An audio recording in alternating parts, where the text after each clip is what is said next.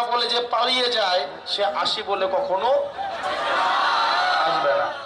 একটা দলরে কেউই পছন্দ করে না, ওদের কথাগুলোকে সবাই মনে করে মুখে যা বলে সবগুলা মিথ্যা বলে। এই দলটা যতই বলো টাইম ফ্রেম দিক, মনে রাখতে হবে যে বলে যে আমি পালিয়ে যাব না বলে যে পালিয়ে যায়, সে আসি বলে কখনো আসবে না। ওই দিন শেষে গান আছে না, আসি আসি বলে বন্ধু দেখা যাবে, ওখান থেকে বলবে আসবে বলে নেতা কর্মীদেরকে মাঝে মাঝে বের হবে, ওদেরকে জনগণ ঠেঙাবে, ঠেঙায় জেলে দিবে। আমরা এমন একটা বাংলাদেশ চাই যেখানে এদেরকে বলা হবে, এই শিক্ষার্থীদেরকে বলা হবে তুমি সমাজের নেতৃত্ব হয়ে উঠবা। অথচ আমাদেরকে কি বলা হয়, তোমরা অমুকের পিছনে রাজনীতি করবা, তুমুকের পিছনে রাজনীতি করবা, অথচ নিজের ছেলে মেয়েদেরকে রাখছে বিদেশে। আমাদের একটা মাননীয় শিক্ষামন্ত্রী আসছেন, এই পর্যন্ত উনি সংসদে ক্ষমা চাইছেন, কিন্তু কি পরিমাণ একটা মানুষ সাইকো হইতে পারে, উনি সংসদে ক্ষমা চাইছেন, ক্ষমা চাওয়ার পরে উনি কুমিল্লা সরকারি মহিলা কলেজের শিক্ষকদের উপর এটার প্রতিশোধ নিছেন।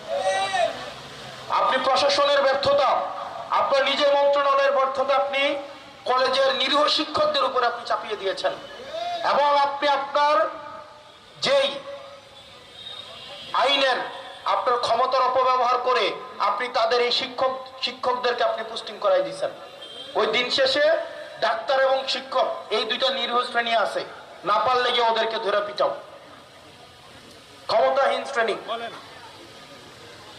মিলন সাহেব, আমরা আপনার অতীত জানি, আপনার পরিবারের দুর্নীতিও আমরা জানি, মন্ত্রণালয়ে আপনার দুর্নীতিও আমরা জানি। পারবেন কিনা? পারবেন? দেশটা আমাদের, দায়িত্বটা আমাদেরকে নিতে হবে। নেতারা আমাদেরকে প্রতারিত করছে। আমরা ভাবছিলাম কি বিএনপির অনেক নেতা মনে অনেক খারাপ অবস্থায় ছিল, অনেক ক্ষতিগ্রস্ত অবস্থায় ছিল, হয়তো বাসায় বাজার ছিল না, এটা কর্মীদের মধ্যে অবস্থা ছিল, কিন্তু যারা নেতা তাদের ব্যবসাপাতি ঠিকই ছিল। যেমন সংসদের মধ্যে সালাউদ্দিন আহমেদ বলছিল না, কি বলছে, উনার 4টা গাড়ি, উনার 4টা বাড়ি। ওই সময়ে ছিল যখন উনি শিলংয়ে কি অবস্থায়, গুম অবস্থায়, এবং এই 16 বছরে ওনার সম্পদ 1 টাকাও কমে নাই, বরং 25 গুণ পর্যন্ত ওনার সম্পদ বাড়ছে।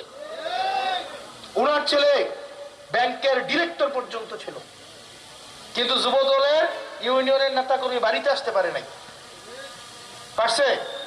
পারছে? জ্বালানি মন্ত্রী। আমরা আগে ভাবতাম কি আসলে মনে হয় বিএনপি স্বাধীন পুলিশ চায়, স্বাধীন মিডিয়া চায়, স্বাধীন নির্বাচন কমিশন চায়। গত 16 বছর ধরে তারা এগুলো বলছে। আমরা ভাবছিলাম আসলেই মনে হয় চায়, বরং এটা না। তাদের আপত্তিটা ছিল কোন জায়গায়, আওয়ামী লীগ দখল করছে, তারা দখলের বিরুদ্ধে ছিল, তাদের কথা ছিল এটা আওয়ামী লীগ করবে না, এটা আমরা করবো।